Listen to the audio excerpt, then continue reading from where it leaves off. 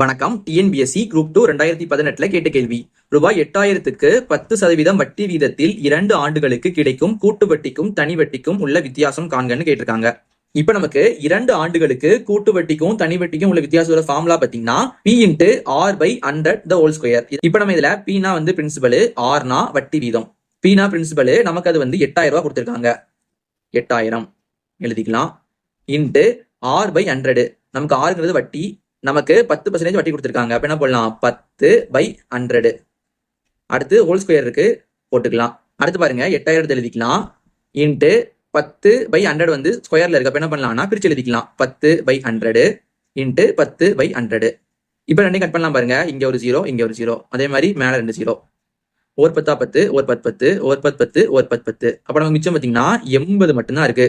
அப்ப நமக்கு ரெண்டுக்கும் வித்தியாசம் பாத்தீங்கன்னா 80 ரூபாய் கிடைக்குது. இது நமக்கு ஆப்ஷன் B-ல இருக்கு.